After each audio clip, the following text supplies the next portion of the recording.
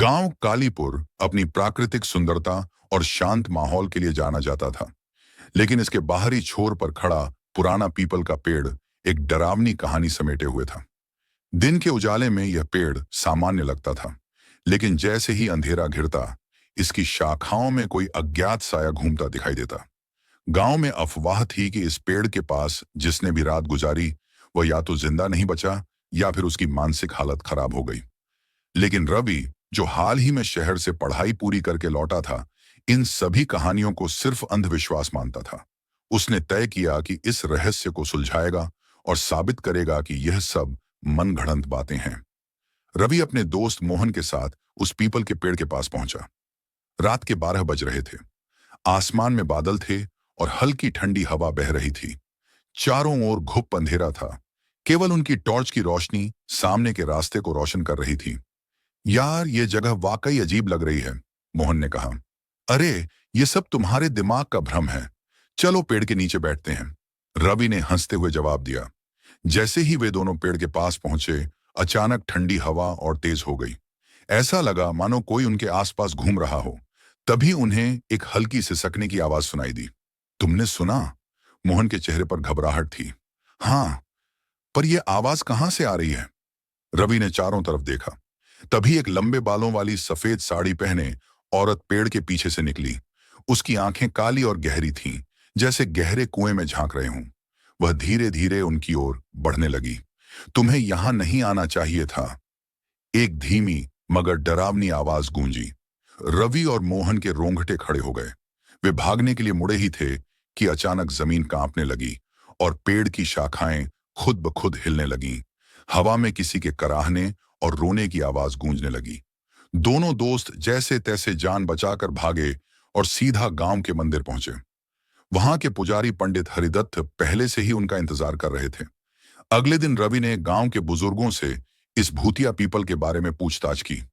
धीरे धीरे एक दिल दहलाने वाली कहानी सामने आई।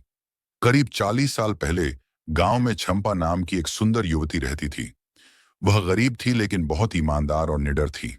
गांव के जमींदार का बेटा रणवीर उस पर बुरी नजर रखता था। जब चंपा ने उसके नापाक इरादों को ठुकरा दिया, तो उसने गांव के गुंडों के साथ मिलकर उसे बदनाम करने की कोशिश की। लेकिन जब यह भी काम नहीं आया, तो एक रात चंपा को जबरन उठा लिया गया और उसी पीपल के पेड़ से लटकाकर मार दिया गया। सुबह जब गांव वालों ने उसकी लाश झूलती हुई देखी, तो सब सहम गए। किसी को समझ नहीं आया कि उसने आत्महत्या की या उसे मारा गया। जमींदार के डर से किसी ने रणवीर पर उंगली नहीं उठाई। धीरे धीरे यह मामला ठंडा पड़ गया, लेकिन चंपा की आत्मा को शांति नहीं मिली। उसके बाद से ही रात के समय पीपल के पेड़ के पास अजीब घटनाएं होने लगी। लोग बताते थे कि उन्होंने एक औरत को वहां रोते हुए देखा, कभी कभी किसी को पुकारते सुना। जो भी उस पेड़ के नीचे गया, वह या तो बीमार हो गया या फिर हमेशा के लिए गायब हो गया। रवि ने तय किया कि अब इस आत्मा को शांति दिलानी होगी। गांव के पुजारी पंडित हरिदत्त की मदद से एक बड़ा हवन आयोजित किया गया। गांव के सभी लोग एकत्र हुए। रात के 12 बजे हवन शुरू हुआ। जैसे जैसे मंत्रों का जाप तेज हुआ, हवा और तेज चलने लगी। पीपल के पेड़ की शाखाएं जोर जोर से हिलने लगी, मानो कोई गुस्से में उसे झकझोर रहा हो। तभी अचानक जमीन से चंपा की आत्मा निकली। वह जोर से चिल्लाई, मुझे न्याय दो, मुझे न्याय दो। गांव के लोग डर से पीछे हट गए, लेकिन पुजारी ने मंत्रोच्चार जारी रखा। हे देवी, यदि तुम कष्ट में हो तो बताओ, तुम्हें कैसे मुक्ति मिलेगी? पुजारी ने पूछा।